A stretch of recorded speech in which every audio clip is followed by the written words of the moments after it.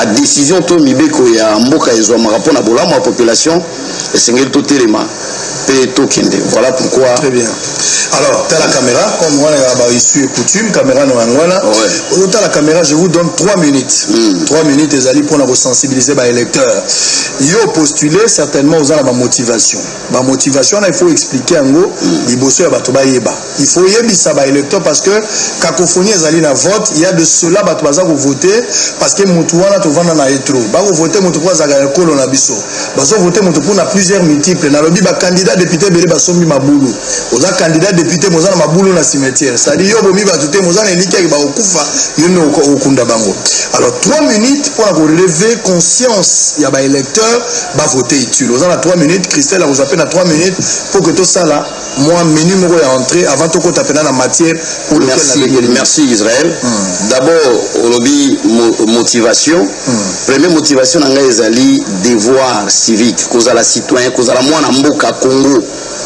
Kosalela mboka nanga ezali mokumba po nangai et kotala mboka oyo bato mayele belé totikela bagi totikela ki bango tango basala mais ozoma bato bazana mayele mais bazana bwanya te mboko ezo senga mutu azana mayele mais moi bwanya pe ezala population bazola nango to électorat nanga ya funa to ya selembao tango nyoso tanto zokutana na zo sabino tango ekoki oyo tozwa destin ya mboka na biso na maboko boko remarquer que na moment oyo batu nyonso bazakoya na ba oyo si basali ba législative mi balé to ba zalaki pendant 10 ans na parlement balingi kokende te balingi toujours kokoba mais eloko boyebi soki totuni bango nini basali moko te aza capable ya kolakisa eloko nini basali na ebisaki bino esengeli ko voter na sentiment na loyenge te il faut tala nani oza kopesa voix surtout que na mbala oyo bandeko o babengami na ebite batinda mito ba mandataire o bazalaki na mokumba ya kozwa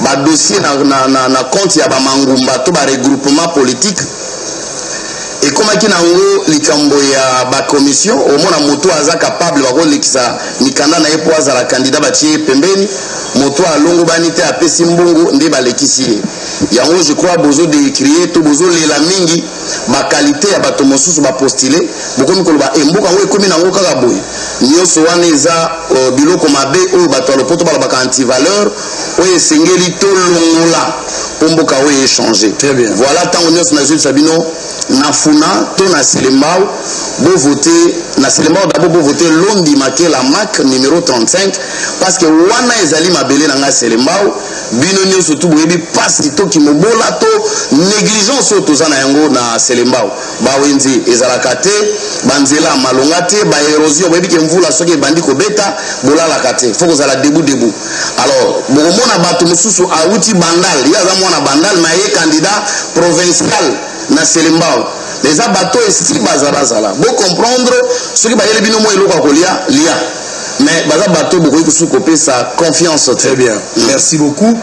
Même timing Christelle Vuanga 173 maman 173 la garantie maman 100 jours hein. Maman 173 na gauche na yo côté papa 179 et 35 na Selemba on a benga bino mingi na ba numéro pour que bato bazola na biso batala bino bato za kolanda biso téléphone eza ko benga biso te bato baza na Kinshasa bato baza na Goma Lubumbashi na Bandundu na Luanda na Angola plus bato baza libanda na diaspora nde bako ko benga biso en direct pour na opesa makanti na bango. Alors ndeko Christelle vous appelez na 3 minutes ya kotala caméra ya kosololana ba électeur na yo depuis la dernière fois où échangeaki na bango na pêche sur opportunité awa ndeko abeti le moko déjà dès l'entrée de jeu c'est-à-dire koyoka ye koloba plus moto avandi na Jérusalem nda ko maîtriser ba problème à Jérusalem moto auti Samarie dans la difficulté réaction na yo na ikamboa mais en même temps sensibilisation.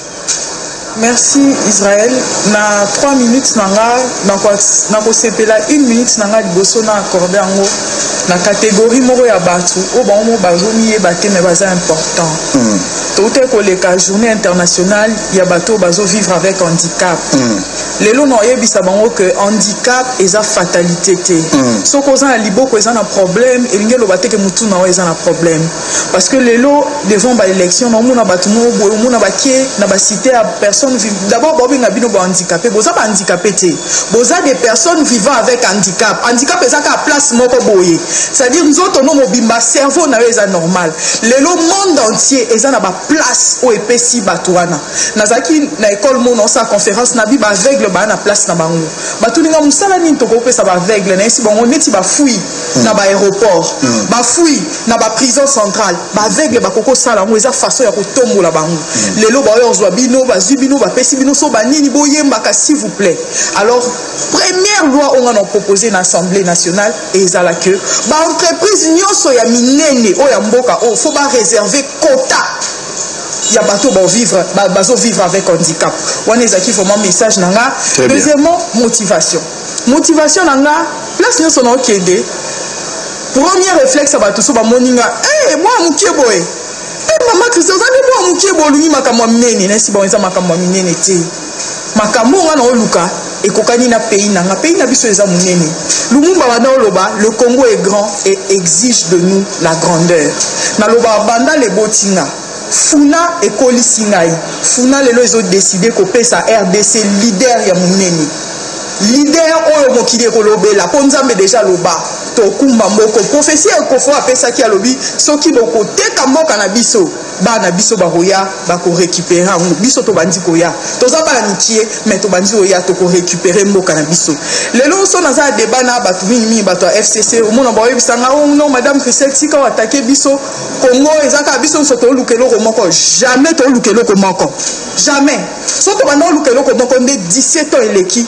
botiki biso na pas cité nde 17 ans eleki to nyoko amite na uta dernièrement na Selembao délestage il y a 7 jours ya mwana so momoni mutu aokende gauche droite oh biso tolingi bato asikate izine o eformaka babola kombo na ekabila na batu na ye soki olingi yete loba na vérité bango nde mutu bazosala bango nde baofabrike babola tokende musika te yo koki oyete oyebisi babola te faute na biso te faute na biso te yende ayebisaki biso ka obeta nzete banzela ebonga yende alobaki ka obeta banzete baekole etongama baizine esalama alors tant kasali yango te yende eza problème donc okende na cité te kokosa o biso tosalaki boye te c'est lui le mal. Très bien. Merci beaucoup. Vous avez belé, vous avez la biso, respect à timing, mais en même temps, vous avez comme la biso en direct. Radio 98.3, vous solo la politique en ligne, bateau Allemagne, merci Nabino, bateau à Dublin, bateau à Montréal, bateau Bazar la biso peu na Russie, na Finlande, la rose verte depuis Finlande. Merci Nayo, pour vous avoir la biso, ça nous fait du bien. Alors, Ndekuma Klondi, ceux qui ont répondu là, on de Guazali Goloba, ou Goloba Yango, mais en même temps, il y a une question, tu limites au côté Nango. Les loyaux, peuple a souffrir. Lukunga, Funa, Moamba, Tchangou, les gens souffrent en général. Presque le même problème, beaucoup dans la Funa, il y a beaucoup dans la Lukunga et le reste. Mais particularité à Selembao, au diagnostiqué malade à Selembao, pas si à Selembao, à qui revient la responsabilité? Non, pas si à Selembao, Mokumbe Zouté pas yana les autres. Selembao, on a Funa, tout ça. Oui, les autres pas Kambiambo Kaoyo. Parce que Funa est commis déjà à niveau national. Gouvernement. N'a Kambi Oyo, on va tirer pour s'occuper de la population. Mais le gouvernement, actuellement, toujours le gouvernement, il est dirigé par le Premier ministre Bruno Tshibala. C'est-à-dire, il y a responsable et un malheur actuellement. Non. Et bandi kalamalé a connu bandi les lotés. Donc bati balabaye bakuti batumsuko bazalaki basali donc baza ebele chaîne ya batu o ba travailler pour la destruction en mboka. Je crois que la période mon président sortant à l'obaki président Kabila que ceux qui azalaki attendent 15 personnes il n'a osé la malam. Donc ba 15 personnes wana ba continuer qui peut bazali. Nakati na bango ba Moïse Katumbi ba belé bazalaki na ba ministre nyoso bazali lelo na ba bazaki na opposition o ba koti ba ekokutana na baninga ba s'associer na destruction bango bazo partager malheur wana alors ndeko Bruno waza premier ministre na mbala o je crois aye 2015 matata ezalaki bato bakufaki to na 2016 balobi fin mandat le 19 o ezalaki somo bato belé bakimamboka. Mais avant le 19 na octobre, je crois, accord ya Oya. Bato baki na accord ya Oya, ba opposant na kati. Bato ba bomisa ki bato le 15. Vital Kamerhe. Oui. Oh, ce qui m'a dit que mandat ya mokambi azobi messi là qu'il fallait pas bakende accord wana oya parce que la période où bande ko la glissement donc bateau ba facilita qui ko sielu mukawana pour glisser za lingala ko sielu mukawana ezala ki ba opposant bagenda ko négocier nini parce que bango déjà bato bakufaki na 2016 na 2015 kaka na 2016 wana ba jeune ebele bakufaki na mot d'ordre au ba opposant ba pesaki ba Martin Fayulu ba tunyo. Pourquoi à chaque fois ba jeune bazo kufa? Est-ce que ko manifester des droits reconnus dans la constitution tant aux ba bazo kufa yo le bezo ba voter yo bato wana bazo kufa sur base de quoi? Parce que bazo réclamer ba droit na bango. Alors pourquoi bato oyo batindaki bango ba manifester fallait batikala na constance na ba position ba zaki na politique. Mais bato wana nyoso babomisaki bato bazali na gouvernement ya Sami Badibanga bamsu bazape na gouvernement ya Ndeko Bruno Chibala. Alors ebele pe lisu kati na bango bakomi ba candidat na ngambo ya FCC. Dozo comprendre ka eza liboke moko ya bato oyo bazo détruire pays oyo bazo bomisa population après bazo changer ba face. Oui, bazaki na pouvoir, le bakomi na opposition, maintenant population est comme na embrouille. Dit ta histoire, ils allaient corriger les erreurs du passé pour mieux préparer. Quand Chibala arrive, Chibala porte quoi? Depuis Chibala Zalelo, Chibala la kaki batu dollar et kokita, dollar et kitite, Chibala la kaki batu magamba ba fonctionnaire au foot ba on na bango na to ya dollar et le monanité na régime Chibala pe batu ba kufi belé. Chibala corrige quoi? Tant que la le roi patron en gouvernement. Non, yo wana ebisa yo. D'abord faut na se présenter na m'assumer hein. Nganaza na regroupement ya APECO, Alliance des progressistes pour le Congo, ou autorité morale na weza premier ministre Bruno Chibala. Ah, même aux abos Chibala. Il a assis ça na lingi batubala nanga très bien. Très bien. Je prends mes responsabilités. Exactement. Alors, il y a qui signé charte na FCC. Il n'y a pas d'élection, tu as une possibilité de faire un individu qui sa candidature. Il fallait que tu aies un regroupement parce que le parti politique est qui est bien. Ok. Et si tu as une possibilité, il y a encore les acquis dans APECO. Or, problème, tu as un Congo. Le cas là, et si tu détectes, tu as dit que détruire Mboka. Une nouvelle classe politique, raison pour laquelle on a postulé place où on a une possibilité. Mais on a kabolaté na erreur ya premier ministre Bruno Chibala, ce qui est à Foutagi en attendant ya Foutagi basoda bazo futamate asali yangote, tout ce qui a promis qui batu dollar asali yangote. Pour nga na zape kati ya peuple. C'est pas parce qu'on a postulé un regroupement ou à autorité morale, il faut na gobe kaka erreur la population. Ils ont l'attitude, il y a rébellion parce que non, Limbisakandeko. Au postulé sous la belle Yachibala. Ça dit, nous avons un tambola, on marque l'on de Chibala parce que on a la label ou la licolo. N'a pas Martin Fayulu parce que Mobembo nanga ya suka na sala na mboka libanda na zalaki na Lyon na ndeko ya Martin Fayulu. Je pense débiter sur pasteur Ibera za la grand frère Toleki. To solo la ki po libanda soki boki masolo mboka za la kaka.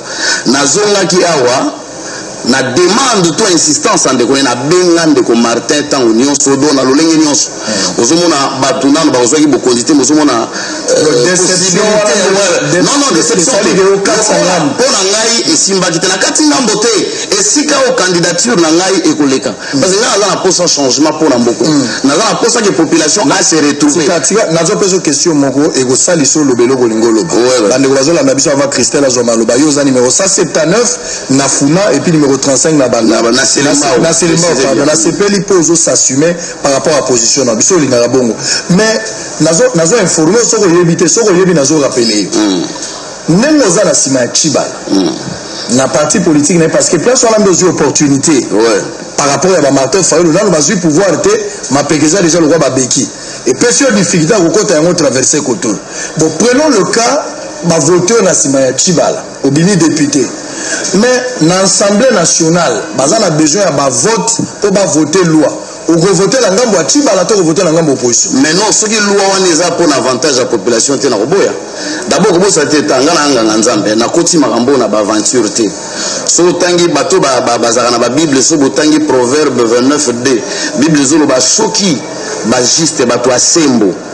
bakomi ebele libota to peuple ekosepela Kiziami na bima desi akanda baeleki mingi peuple akolela non Kiziami na bima desi ejina ya mafia bima desi non oyokaka ntango Vital Kamerhe alobai nde na miso ya bato par rapport à loi ya salaire ya baenseignant Kiziami naza na lolenge nazomonela makambo ngai mpe naza na lolenge na ngai ya komonela makambo mpona nini nga d'abord nauti koyebi soki esika oyo nazweli possibilité ya postule eza teke nde soki wana etamboli te na kovivre te na ye na politike te lokola moto azoya koluka kwanga mais na ye opo biso tobundi bavi na biso na baeffort personnel oyo oyebi malamu alors lelo soki nazwa koya kolobela population nakosala makambo na sentiment te parce que eza question ya honneur mpe ya avenir ya mboka oyo bana na nga moko lobi na bango ezodépendre na avenir ya mboka oyo donc c'est pas parce que je suis na regroupement politique oyo Tshibala azali il faut na applaudir makambo oyo parce que en quoi est-ce que Limbisanga na opesa Christelle Rozoata na yo au même titre il y a pas même s'il fait 7 minutes tu auras 7 minutes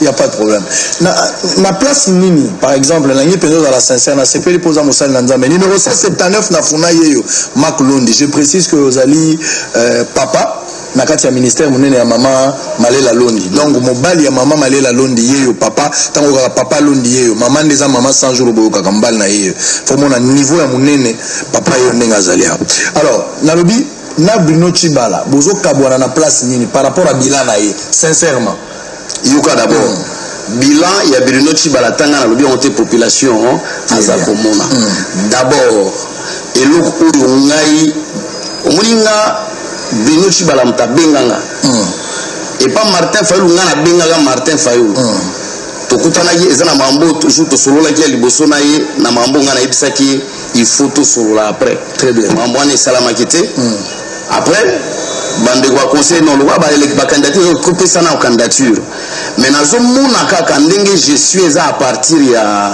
regroupement politique nakoki te na trahir conscience na nga mpo mboko eza na mposa bakongole oyo balingi mboka na prochaine na conscience oyo evanda na bino non tokokende na baélection parce bakovote nga te mpo naza candidat ya Bruno Tshibala bakovote nga mpo bato bayebi nga na misala oyo nga nazosala mais candidature na nga fale ezala na esika oyo ekoka ozala na IDPS ya Félix na comprendre nazozonge pa na yo mais 179 et puis 35 pour voter na Selembao mais 179 wana pour voter na Funa Marc Londi azali awa TV za radio te tozali en direct boche TV moko bato ebele boza kotala tata malongi sango mokonzi ndenge toza kozala bourgmestre ata moko boko voter te ata mo na ebisi bino na lingi na yo kateke bo voter bourgmestre na lingi na yo kate na mato oyo bourgmestre akozwa ngai na ebite so na komisala ndenge na lingi koyo kate bourgmestre moko amati azwa tate bourgmestre ata moko azwa te ndeko Christelle Vwanga même timing 6 minutes ozana tana yo oyoki ndeko ndinga lobi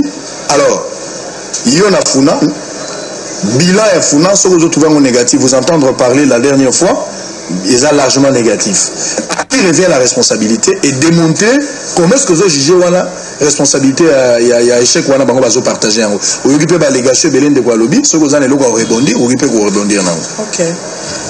Merci Sango. Ngai pas ces au salanga. Normalement on dirait ba Congolais to se rendre compte te na esika tozali. Normalement on dirait to zo makamongo le roi ba jeu. 50 000 femmes ont été violées et continuent à être violées par jour. Plus ou moins 200 femmes sont violées dans l'est du pays. Un pays normal. Un pays normal. Tout le bas. Au Belge. Dans l'espace, il y a 1951 ou 1960, bah créé 33 000 logements sociaux dans ma fond d'avance. Mais Kimbuta, en 8 ans, pour ne pas dire 9 ans ou 10 ans, a créé seulement 6 logements sociaux.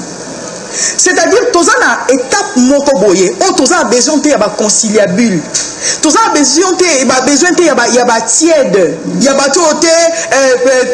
netikuna na koki ozala neti na mona qui opposé question il y a bilan Tshibala. Mais quelle question s'il vous plaît très cher ex-confrère. Mais Tshibala comment il peut avoir des bilans s'il n'a pas travaillé? Parce que na bilan muto asali ya sali elokote ozoluka bilan na eza sombi banda kuna lemba bilan na eza mwasi na ele loza candidat député bana ne nyonso baza ba candidat bilan na eza ba gendre na ye mibali ya bana na ye baza ba candidat ya wana nde bilan na ye et ça n'a rien à voir avec la République et ça serait pour moi ça serait donc ça n'a pas importance ya kolobela makambo bilan chibala. Deuxièmement mon frère mon grand frère aîné a lobby tout à l'heure que ba opposant ba pesa mot d'ordre ba bisi ba tubo bima ba twana ba bomisa ki bango te to utiliser non ba mot bien na sémantique ba bomaka bango déjà na lobby to tika boboma double médaillé d'or aussi médaillé d'or s'il vous plaît ça le quoi en Russie ba bomi Yelena ici ba Eva na bango ba bomi ye makila na bango etanga te déjà dakufa na kati ya paroisse.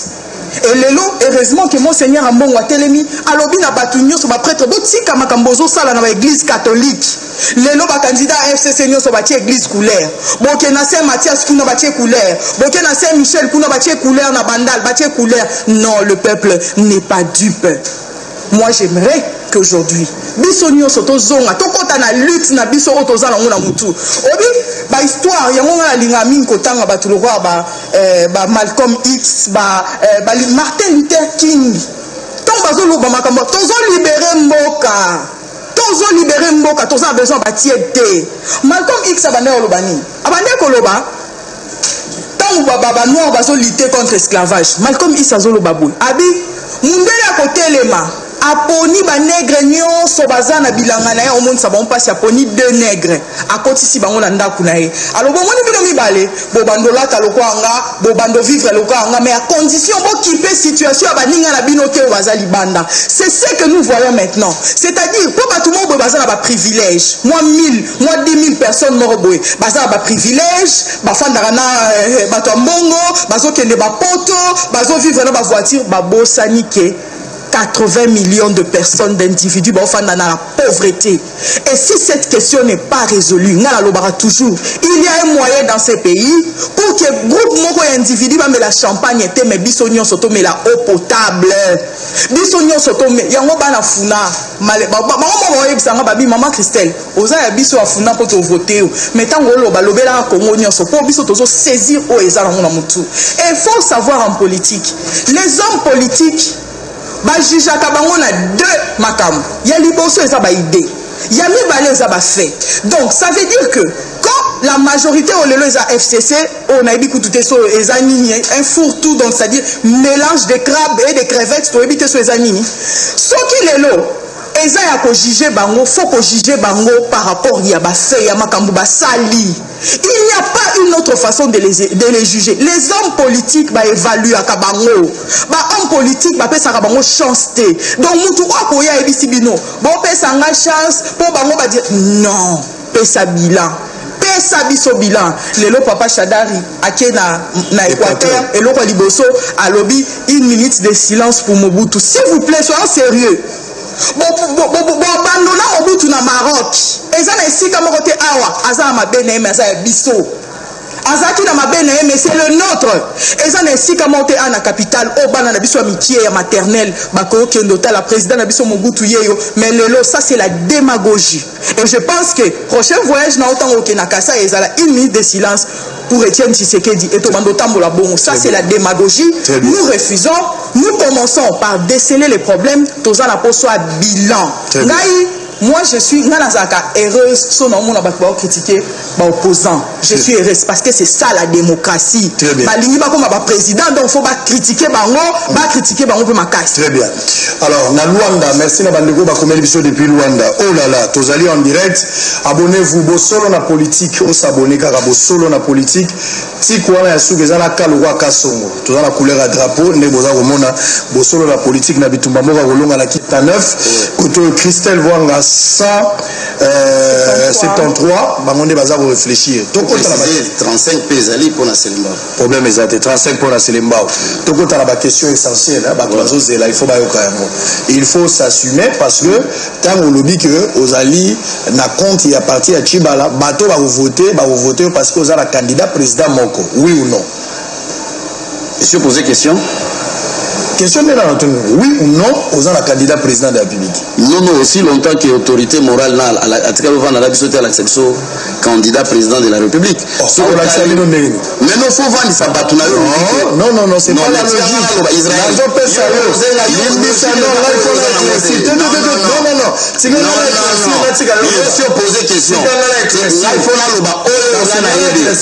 Mais si on tourne une question, aucune question. Mais pas sur insinuer, la question dans la sens où on a la tourne. On a la lobby boy. Il y a un compte, il y a Bruno Tibala, Apeko, Apeko. Tibala signé la FCC. Quand le Tibala l'action candidat président, FCC va la candidat la Bangoza Chadal. Il y a un va vendre Sabine. Il y a un expliquer. Au moins, Mboko yo. Trop c'est trop, hein. La ligne de Konanga Christelle, parce que Nga Ponanga, il y a le nouvelle génération, à la cible, n'a été. Mais, na yukinga non cible, parce qu'il y a un lit n'a luka bolamu, dobinga na luka pe bolamu. Nga awa mona olobi na apeko, faut awa il faut débat, faut y na basile longo o bazali ba député ba sele lote bazozo na susu. Faut Patrick Mouyaya bazozo na susu barrière wamu o aza banda la kena selemba ba olinga su bazo na. Mais yo za la majorité, il y a en opposition. Mais on va la émission que ngai na robé le bazungu yo la bazile boza la famille moko. Mais non. Est-ce que Mouni n'a pas panneau n'a pas bâti photo à candidat président? Non, la FCC. Oh non. Vas-y dans la FCC. Il faut comprendre. Yoga mamuna na webisa. Nani Israël yo tuninga question. Ngai na uti ko webisa yo na ko za na IDPS na ko za partout. Et sika oyo candidature na nga elekeli. Donc gestion Mouni ndiko auta ko expliquer que gestion ya petit bala moi écoute le blanc parce que on est mamba ba corps ya ba aventurier ya mboko yo oyo bakende ba corps mi balé ya oya na ya Saint-Sylvestre. Et le Mogandeko, alobaki tango na lobi que ba bomisi bato oui pour ba ndeko na biso ba rosi to perdre bango eza na bato ba telemse bango ba pesa bango courage ba kende mais lelo ba kufi bato wana tout okomona position ba komi na ngo. Est-ce que lelo yo kokaki ko imaginer comment nango sérieux Martin Fayulu ba kabwana groupe à 7 wana o bazalaki lelo tozo kende na campagne bientôt ba élection. Martin Fayulu, est-ce que ça a changé de discours pour le bac à la élection, la machine, sa machine à voter? Alors, Nangagi Pende qu'on a biso, Christelle AP Sabiso a expliqué tout ça dans le regroupement politique. Pour yo tourner un lobby. C'est pas vous qui posez la question. J'ai dit à Israël, Israël. Parce qu'il faut les alakat. Pour yo, il y a battu sous bazou. Mais c'est la deuxième fois. Chaque jour, n'a lobby là. D'accord. Mais déjà, Azam, tu as AMK. Alliance des mouvements Congo. Alors, Nani Israël. Ngai ezate pour nazana na apeko na voté par sentiment. Candidat président nonani. Jusque là, autorité morale na biso na biso te ki voter mutubo. Très bien. Alors, na candidat député national et provincial. J'assume ce que je dis. Naza candidat député provincial et national. Na regroupement ya apeko. Omoni na sérieux ya makamoso tozo tambola. Tango sangisi bato po batambola na ide moko yo pesi bango. Il faut tango nyonso zonga kolobi na batozo tambola bo tozo kende boy. Même si il a signé charte ya FCC. Mais faut zonga vendre biso ba candidat.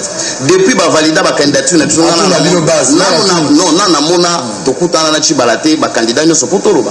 Ya wana zoloba na oke ngana za ko assumer makamna ngana zoloba. Ozala la combo ya parti ya Chibala mais ozala politique ya Chibalate. Oui, c'est ça. Ça c'est bien. Alors tokota la mamba funa Chibala nzenze ozala na biso place ozali yeba ki batu musu bakozala nayo pona kombo mais na mamba politique ndeko wana vision mususu. Mais pour ça, pour la combo, Israël, il y a un grand leader d'opinion. Non, combo par rapport à Sey. Par rapport à Sey, il y a une chose, et après, qu'on n'a pas Martin Fayulu, et qu'on n'a pas Tshisekedi, et qu'on n'a. Mais maintenant, on a souple, et la porte. Voilà. Très bien. Et ça, normal. Alors, on a fait, d'ailleurs, ça, faut faire ça, la IDP, soit mais bon, quand on a tellement porte, il faut pas les en tenir rigueur. Mais expliquez, non, Christelle a besoin de temps, et Toko Tasko, la Likabo Italie, la loi électorale.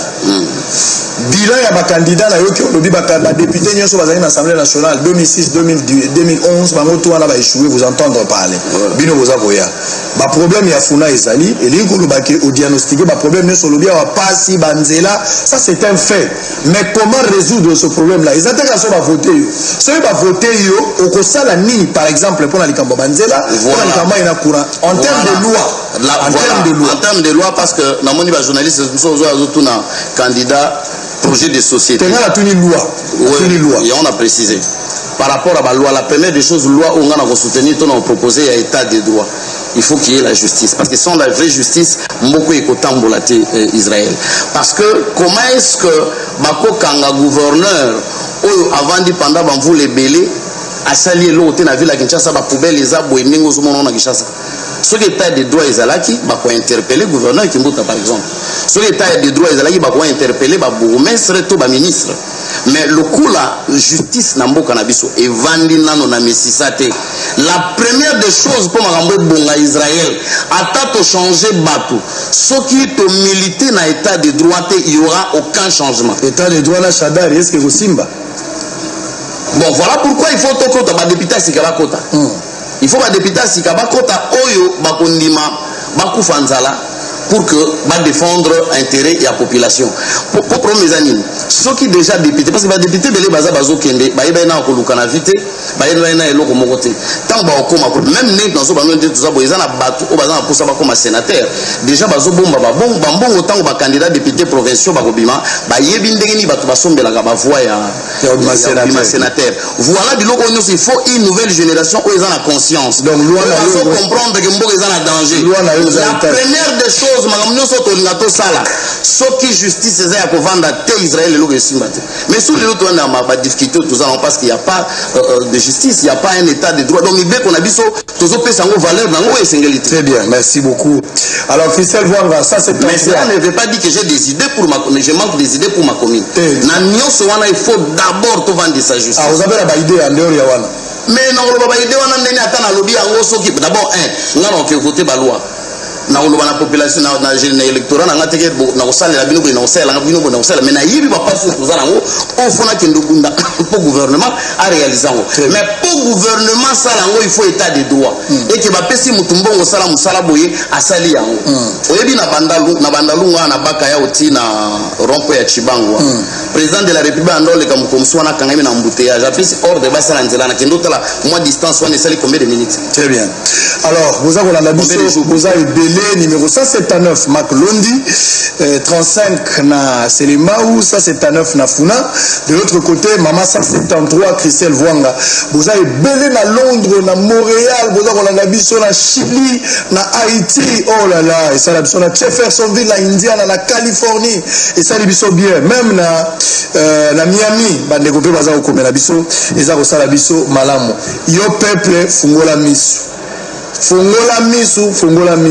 kokende tala député azo ko kosa yo na yo ki kolela na bino yo député yo ka kolela nzambe na zo ka to député donc mboka oyo entre moi na musala na mwana mukolo ndako nani sekela lelela muninga yo za mwana mukolo ndako yo nde bache na bambongo ya limbisa yo ndo zali souverain peuple mutu boko individu ko lobano na yo ki kolela na bino mutu abongo koyoka yete sopela imai koyoka yete sopela imai nana koyoka nakendaki na bandundu kinzono fumukentu kabanku bishala bamboka wana kureza la te na bandundu bazaka na moto na velo bandundu ya kinke mulumba ya kizenga mwana mebinga ya obeminako bazaka na moto na velo comme moyen de transport bandundu ville yango bino bato boutaki bamboka boye na Kinshasa elengo hamburger bungiso mboka te kanisa faible commencement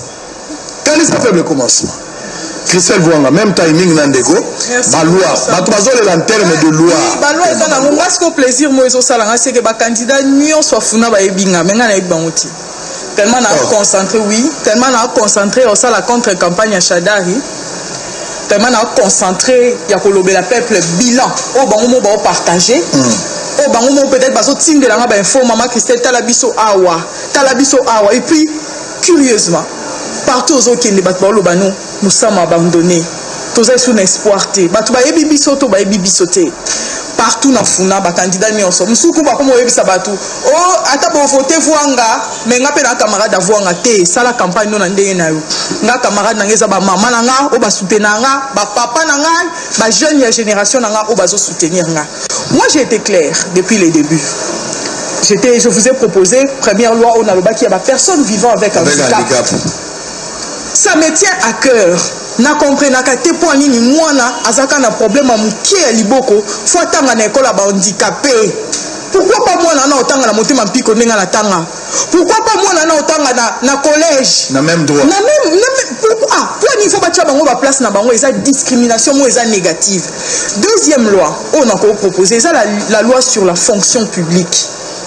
La fonction publique est la charpente osseuse yamboka. La fonction publique, on quelqu'un a un modèle anglo-saxon par exemple, il y a anglais. C'est-à-dire qu'ils ont fonctionné le quoi privé. On a fonctionnaire à la Moukarana Tongo, à Bandi Moussala na 8h, à Sisi Moussala na 17h ou na 16h30, mais aussi à ça na ba prime naie. N'a aucun souci na za moi na ba fonctionnaire, maman na za fonctionnaire. Ba banque na biso ba respectera ba fonctionnaire té. Mboule bandi banque bakangi ba porte batiki ba papa na biso na ba maman na biso libanda ba polela mbula. Pour nini pour régime Kabila et sisi bango valeur. Lelo na ba selemba ou na ba bumbu na omona batu ba osa ela kombo ba bola té bana selemba ba bola té jamais. Comment boza ba bola té la richesse eza oyo za nango. Ata lelo zangi moi mukie wana onde richesse na yo. Botika batu ba sala kombo na bino ba bola té. Ezaka mboka o nde tozo kende ko bongisa ngo makambo ko changer. Ngala lo ba boue. Omoni ngai naza opposante. Muto présenter batu voir ngazati. 2 ans à la télévision chaque jour. Papa, t'as non ça contre campagne à Chada. Non tambola de porte en porte ndaku. Quand papa font la porte qu'on voter Chada rité na batunaye. Na 8 ans na pessi. C'est pour dire que ngai on milite pour une nouvelle génération, mais pas une nouvelle génération o ekangami ba singa. O bakangi bango na singa. Opposition bokabwani. Moi je dis c'est faux. C'est faux. Parce que tant que botiki ko combattre bit moko. Tant que bozo combattre cible moko bokabwani te. Lelo on a que FC sans argument. Boye baté balanda fachi kotoyo, to balanda fayulu kotoyo. Boye baté ba ozwanani. Bomone o elekaki na Est en Congo, o eza ya kozinga. Tolobaki, il y aura un moment. Oyo mes gestion na bino mo na mutema mabe na bino mombo ko contrôler en lisusu te. Moi je pense que il y aura un sursaut patriotique. Très bien. Pardon papa. Na 8 mois grâce wana ya ko fréquenter ba activiste. Non yebiselem sou papa lonzi a habité Rossi nga na za marraine ya mwana na moko. Je connaissais Rossi de son vivant et ça na mutu moro tatinda Rossi kende. Rossi azaki okende même ta nom mabatu. C'est pour vous dire que contrairement ça n'a rien à voir. Activiste oh le programme date wana na pesa ki yango. Ok, là vous nuancez, on a changé. Je vais vous dire que Rossi a été arrêté 28 jours na demi-ap. Voilà peut-être l'information évitée. C'était un combattant et maintenant on a activiste. Papa s'il vous plaît. Qui avait programmé la date du 25? Même ça le 25 Rossi allait toujours sortir. C'était un combattant. Et banana nyoso ba bimaka muto kanga bango muta hypnotiser bango azate. Toza génération na biso to lembi to bima banda kuna biso muto kanga biso azate biso mo to kendaka. To kendaka po to lembi et to lembi to mito apporter changement. Très bien. Boza rebelle, boza kolanda biso bakomela mai, bazomela mai. Boza kimia pour toza kokota makambo processus sango électoral. Maclonde a okende élection la machine à voter vrai ou faux.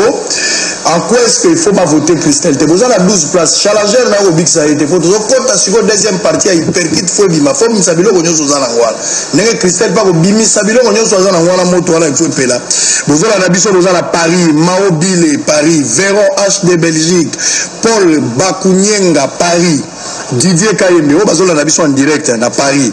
De Gaulle Dongo Paris, JP Welo na Londres, Elvis Salambi, Emeka Songo, Joe Bunga l'Allemagne, oh là là, Jean Mock la Belgique, Christian Kimbi Afrique du Sud, Maurice Eombo Zurich, Maman la gloire la Suisse, Boza et Belé, Botier TV même l'Angola, Bato Bazar la Nabiso m'appelle et après tout aux Aroka la minute, Pobino Pebotu na ba question na bandeko, Ndenge Bazar Oloba. Alors, Toza Koba, Tozali na numéro 179 on a Funa. na monsieur Marc Londi oyo azali candidat député national mais en même temps azali pe provincial na commune ya Selembao numéro 173 ezali Christelle.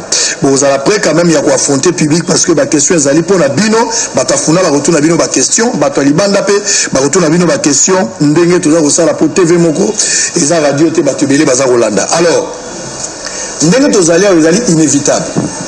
Ba on voter bino le 23. Aucune élection la machine à voter. Soit aucune élection la machine à voter. Contestation selon les a préparé avantage à aucune la machine à voter ça la garantie moko eko sala que yo ndima ko voter ou bien zo que nango malgré yo. Et on doit faut décrier ma machine à voter. Non, la première elo aliboso Isaac Missonos tout c'est bel ton président Kabila lobi qui a aucune la troisième mandat à Bimisi Dauphin. Tango ba musuba lobi que élection à la tête aucune de la transition na boya ki makambo transition pour nani parce que tant on est na transition le batukaka oyo wana to yebi na ba obazaïl banda balinga ko kota jamais Israël balinga ba la transition à 2 mois balinga ba kende tango monai fallait élection et salama population a voté ba député à sikapo makam quand même échanger monstre oyo batunyo so banda ko mona que non troisième mandat te ko yanam na population na nga ya funa ndeko Israël nazolo bango na âme na conscience na ngai nyonso ngai cible na nga eza génération ya sikate o bazo ya bazo mata bazo militer pour la bola ma population. Ça je ne le dis pas pour te flatter ou pour flatter Christelle, mais je parle avec mon âme et ma conscience parce que Congo oyo nous avons besoin ya ba élite ya sika ou bazan amour à pays, bazan amour du prochain. Cible nani na osenga ba voter Christelle te pourquoi parce que nano a travaillé te. Entre temps na combat o toza na bateau ba sale lokote tozo wela na bango ba siège na faut ba voter bateau ba sala déjà. Batala bateau ba sala na noté faux population atala nani asaki malamu na sala mabe mais moi je crois pour la population baloyo ba nyonso o ba sala ki bazozongela pour population yebi ba nani ba sala ki ba sali lokote. Mais Christelle ko la sala na azama bo pembete. Mais on a lobby boy olandinga malam tenabi ngai na go senga population te ba voter Christelle te parce que tozana 12 sièges. Ngana zol militer na zol lutter pour qu'il y ait une nouvelle génération na politique. Na machine à voter. Mais pourquoi machine à voter to que ne parce que ceux qui te boyi yango ceux qui te boyi yango élection comme compliqué. Malamu esala ma député sikaba kota ndeko Israël. Très bien. Parce que attends ceux qui côté à présidence de la République et c'est compliqué mais au moins parlement et loi gouvernement provincial Ekoya gouverneur Asika Zala batumsu na nubazala. Ouais, vous êtes un pasteur, c'était bien non? Non, proverbe 29 de jamais.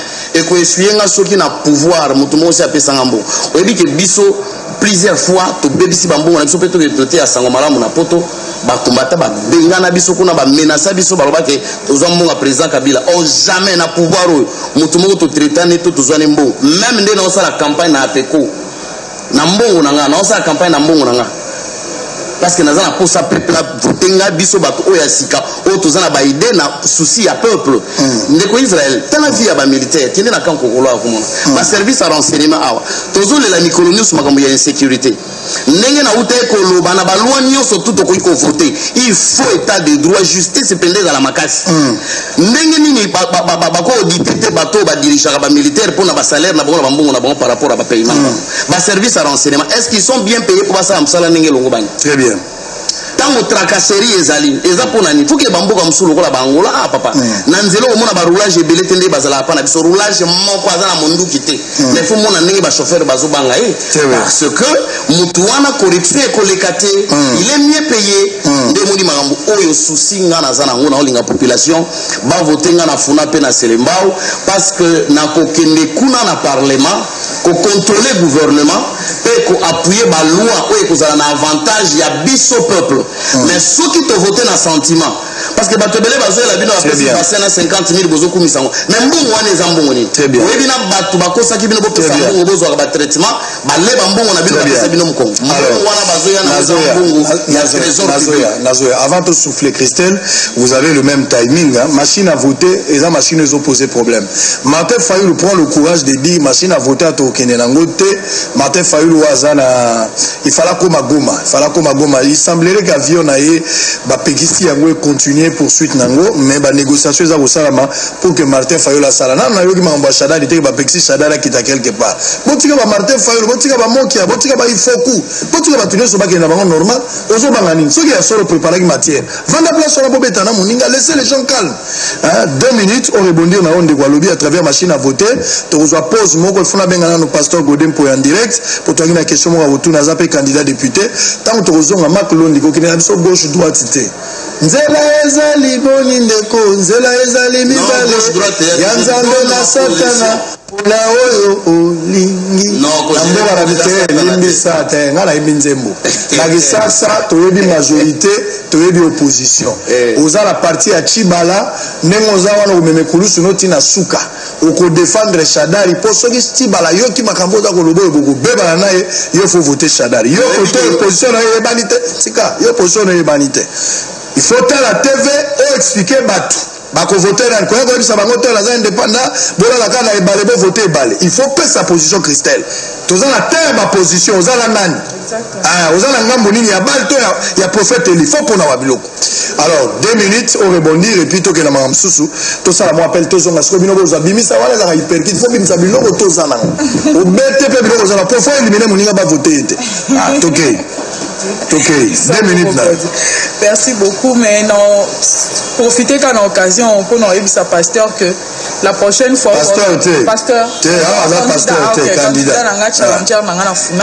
Non, et que prochainement, ceux qui vont en Chibala et que grand frère à Peter Tiani Akoufi.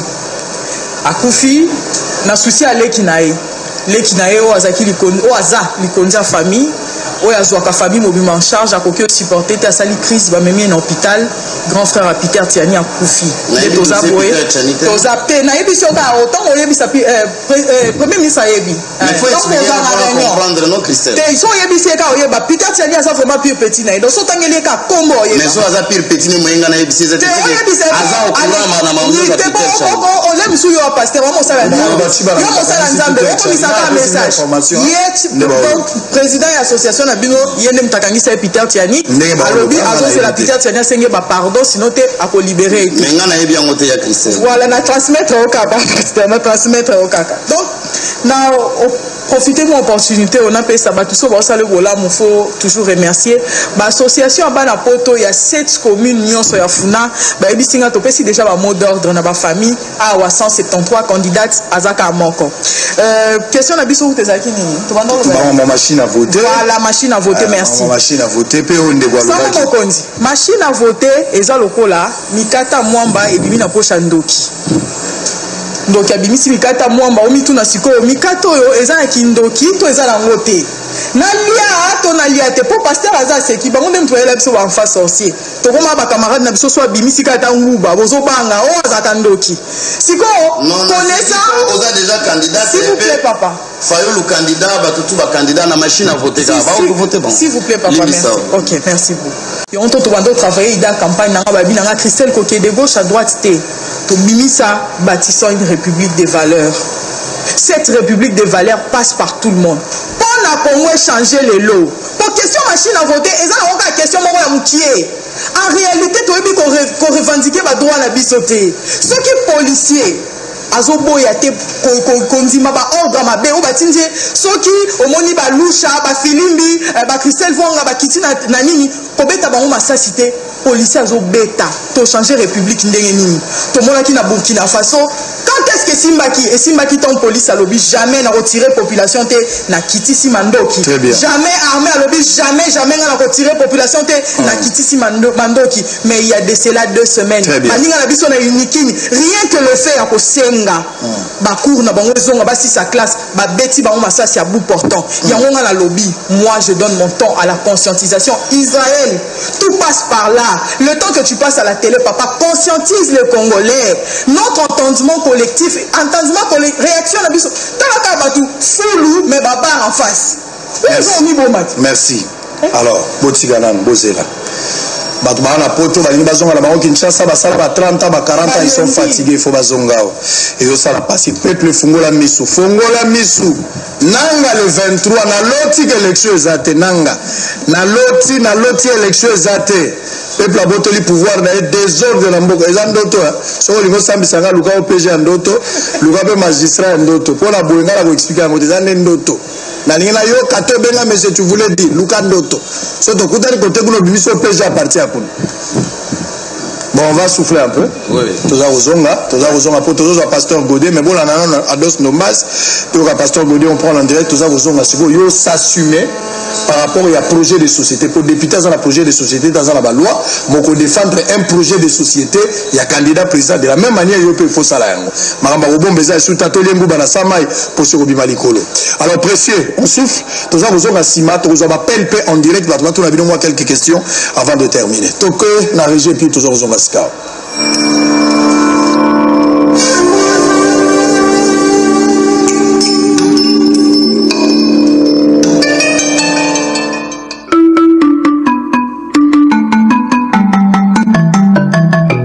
Parle-moi, parle-lui, parle-nous et parle-leur. Parle avec ton âme, parle avec ton cœur, parle avec douceur, parle avec ardeur, parle et que les consciences s'éveillent. Parle de ces mots que plein de faits étayent, de la santé pour tous ou de la guerre, du pain ou du désespoir à vivre à lire déployé, de l'égalité des chances ou des salariés de la misère, de peine du quotidien ou de la pauvreté. Ce qui compte, c'est que tu parles. Parle à Dos Nombassi, surtout parle. Dénoncer la faim.